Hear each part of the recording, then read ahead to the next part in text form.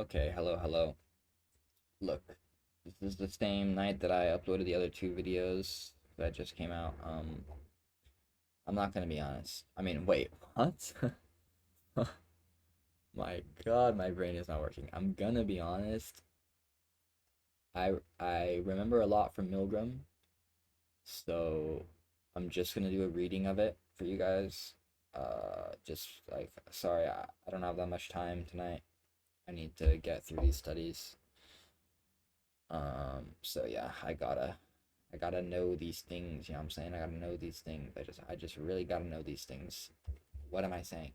Okay, let's just go. I'm just gonna do a reading of it. Let's start here. Milgram in brief. Intrigued by the question of whether normal, everyday people would obey a perceived authority figure if asked to harm an innocent person, Milgram devised an infamous experiment. In, oh, Milgram devised an infamous experimental technique into obedience. Driven by his love of theatrics, Milgram created a very professional-looking fake electric shock machine, with voltages ranging from 15 volts all the way up to a lethal 450 volts. He invited males from the local area through a newspaper advertisement to take part in a learning and memory experiment. He told them the study would involve administering increasingly painful electric shocks to another person if they gave a wrong answer. This cover story was used to observe how participants responded to a series of orders by a man dressed in a gray lab coat at the prestigious setting of Yale University. Before conducting his research, Milgram asked 14 psychology majors at Yale University to predict how 100 hypothetical Americans of various different occupations might respond in the study. All respondents estimated that only a very small minority of participants would administer the highest voltage of 450 volts, with the mean estimate being 1.2%. The results of the study surprised everybody. 65% of participants were willing to deliver a 450-volt electric shock to another innocent person. Of course, it wasn't real, but yeah. So you can see why I remember this one. This is the one that everybody fucking remembers probably. So Milgram, obedience.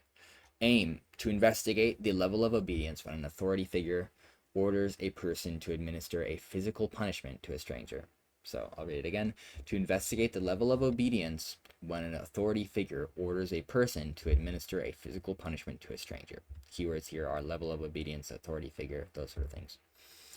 Research methodology. There was only a dependent variable in this study, so it cannot be defined as an experiment. Milgram recorded data via observations through a one-way mirror and conducted interviews with participants after the study using a laboratory setting. Design and variables. The dependent variable was the maximum shock the participant was willing to administer before refusing to continue. This was recorded as levels from 0 to 30, with level 30 representing 450 volts. Obedience was defined by Milgram as delivering the maximum 450 volt shock level, and any participant who stopped before then was termed defiant.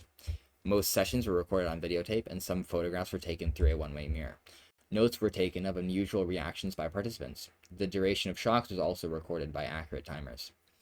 Sample. The sample consisted of 40 males aged 20 to 50 from New Haven and surrounding areas in the USA with a range of professions and educational levels.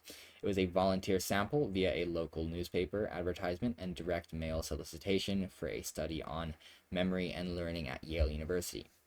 There were a wide range of occupations, including high school teachers, postal clerks, engineers, and laborers. The participants also had a range of educational levels. Participants were paid $4.50 for their participation, which they could keep no matter what. Probably not worth it, considering they're scarred for life. Procedure. Study took place in a lab setting at Yale University with a male high school teacher playing the role of the experimenter, one naive participant, and a male actor playing the role of the learner took part in each trial. Why are they just calling the participants naive, bruh? I mean, I guess they're naive in this situation because they don't know what it's about. The actor was a 47-year-old Irish-American accountant who was mild-mannered and likable. The participant was told that they were taking part in a study on the effect of punishment on learning, as little was known about this or how much punishment is best for learning. The researcher explained that almost no studies in this area had been conducted on humans, and they were bringing people together from a range of occupations to test this out. Jesus Christ, my voice. Participants then drew a slip of paper from a hat to determine whether they would play the role of teacher or learner. This was, of course, rigged, so the participant always drew the role of teacher. Both slips of paper actually said teacher. Both the teacher and the learner were then taken into a room where the learner was strapped into an electric chair and an electrode attached to his wrist. The experimenter explained that although the shocks can be extremely painful, they cause no lasting tissue damage. The participant was taken into a room next door and positioned in front of the electric shock generator, where they were given a real 45-volt sample shock. This was applied to the wrist and came from a battery attached to the shock generator when the third switch was pressed.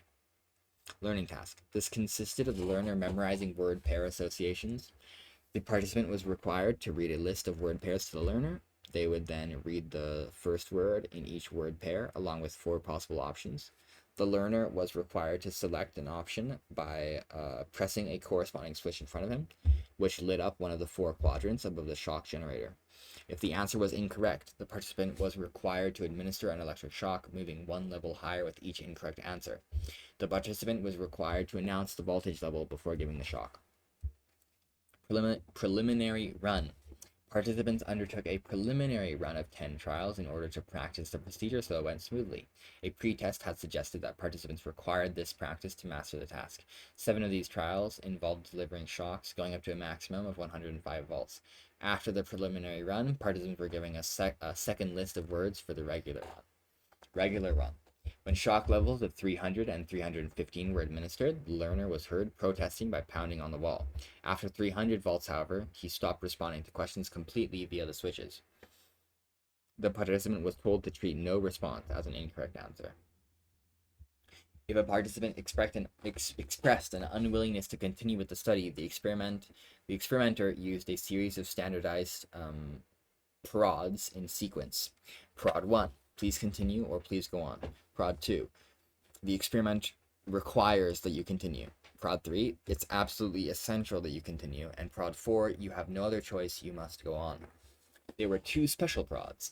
If a participant expressed concern about the shocks causing permanent injury, the experimenter repeated his previous comment and instructed the participant to continue, saying, although the shocks may be painful, there is no permanent tissue damage, so please go on.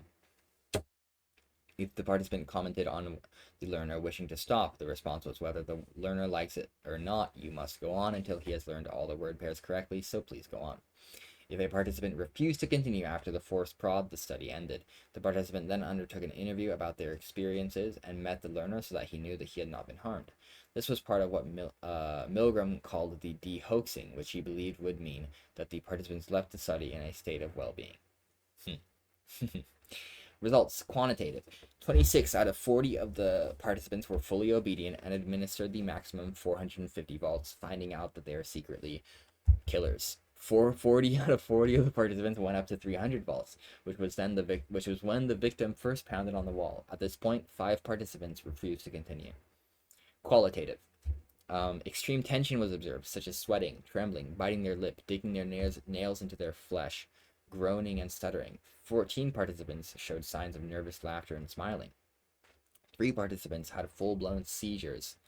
Participants who continued to 450 volts Participants who continued to 450 volts seemed under extreme stress. I cannot speak. After the experiment, participants were asked to indicate how painful they thought the shocks were on a 14-point scale from not at all painful to extremely painful. The most common response, the mode, was 14, extremely painful. Okay, label. You can see all these here. Just whatever. Conclusions. Milgram commented on 2 surprising findings in the study. Firstly, the sheer strength of obedient tendencies in the study. Participants appeared willing to go against their own moral values and obey an authority figure, even when it meant harming another person. He also noted that following orders to administer electric shocks to another person caused extraordinary tension and emotional strain. Milgram provided reasons he thought obedience had occurred, which included the following. The prestigious location of the study, Yale University. The experiment was seen to be a worthy contribution to science. A sense of obligation and commitment to the experimenter. The participants were paid to take part, increasing the sense of obligation. The participants were explicitly told the shocks were not dangerous, And also, there was a conflict between the desire not to harm and the desire to obey authority. Now, on to the evaluation. This is probably the most amount of ethical weaknesses you'll ever see, or ethical issues in general that you'll ever see on any of these. So, starting with the strength, surprisingly, the debrief. One ethical strength of Milgram's research is that he was pioneering in debriefing his participants after the study was over. This was not a common procedure at the time. Following the experiment, Milgram arranged a reconciliation with the learner, who acted in a friendly manner toward the participant and reassured them that no harm was done.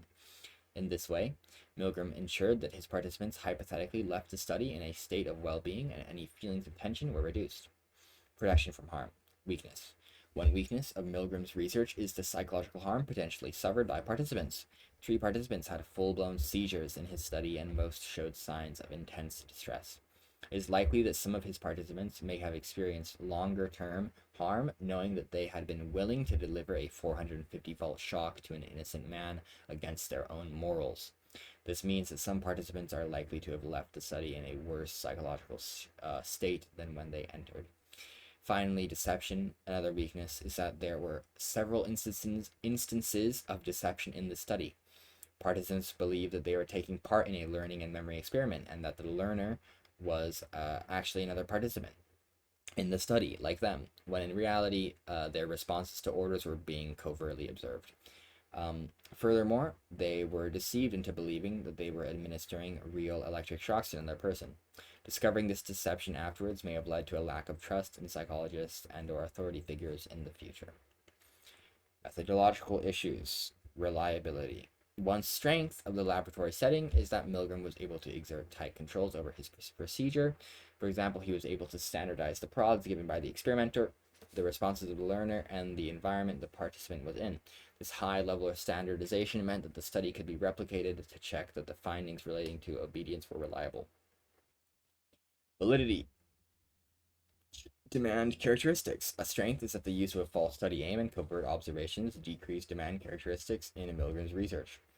They believed that learning and memory was the focus of the research, and they weren't aware that their reactions were being observed behind a one-way mirror. This increases the validity of the study, as participants' obedient or defiant behavior is likely to have been genuine for the majority of the participants. A weakness is that Milgram's research lacks validity, as some of the participants suspected that the shocks were not real. Many participants did not believe that Yale University would allow real harm to come to participants in the study, and so they may have been responding to demand characteristics and acting in a way they believed the experimenter wanted them to. This would therefore reduce the validity of the conclusions drawn about obedience, as fewer participants may have administered shocks if they truly believed them to be real. Mundane realism. A weakness is that the study lacks mundane realism. Shocking a stranger for getting an answer incorrect on a memory test is not reflective of a real life task or situation. Therefore, this reduces the usefulness of the findings, since it doesn't reflect obedience situations in everyday life. Use of qualitative data. A strength is that Milgram gathered qualitative data throughout the experiment via observation and recordings, giving a deeper insight into the high level of tension participants experienced when they obeyed. Participants' commentaries as they debated out loud whether to continue with the experiment or in response to the experimenter highlight the extraordinary levels of tension and internal debate they were experiencing, particularly after 300 volts, when the learner first pounded on the wall. This allowed for more detailed and thus valid data to be collected on participants' responses to the experimenter's prods. Objectivity and subjectivity. Use of quantitative data. A strength is that the use of voltage as a dependent variable allowed for objective quantitative data to be collected. This meant that the data collected required no subjective interpretation on the part of the researcher. Therefore, valid results could be obtained from participants in terms of their obedience or defiance, as it was free from experimental bias. Generalizations and ecological validity. A weakness is that it's very hard to generalize beyond the sample. It has low population validity, as the entire sample consisted of American males. We cannot be sure how obedience rates may differ in other cultures. Milgram's research was conducted in an individualist country where independent behavior is more of a social norm. It may be that obedience rate would be higher it may be that obedience rates would be higher in collectivist cultures where group cohesiveness is valued more highly. The findings of this study cannot, therefore, be applied to other countries, which may differ in the value they place on obedience versus independent behavior. Generalizing to everyday life. One weakness of Milgram's research is that it was conducted in a laboratory setting under the guise of a study into learning and memory. The participants believed that they were taking part in an academic study to further knowledge of learning and memory at the prestigious Yale University. It thus has little resemblance to real-life situations, such as the Holocaust, and therefore lacks ecological validity. They're not just saying Holocaust randomly here. It's in the study history, it talks about how he was using the Holocaust as his like inspiration to do this because Nazi soldiers killed people as orders, blah blah blah. Not to downplay the Holocaust, but blah blah blah.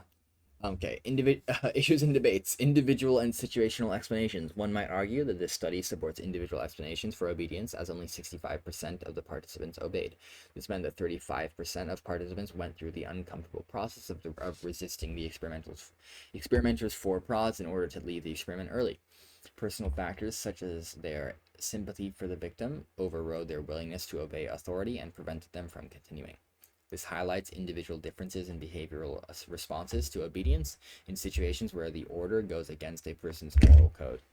On the other hand, Milgram himself highlighted situational explanations for the high levels of obedience experienced. He cited the fact that that participants had been paid for taking part, the elegant location of the study at Yale University, the clear authority of the experimenter in a gray lab coat, and the fact that participants believed they were advancing knowledge in learning and memory as situational factors that led to all 40 of the participants reaching at least 300 volts. Applications to everyday life. Training and education. Milgram's research has been very important in terms of educating people to resist obedience where it is important for the protection of others. The high levels of obedience in his study demonstrated how difficult it is, or how difficult it can be for people to resist orders from those in a higher authority position. For example, some armies have used the research in their training programs for soldiers to highlight the importance of resisting orders on moral or ethical grounds. And there you go. That is Milgram. Yeah, there it is. Milgram obedience. Thanks for listening. Bye bye.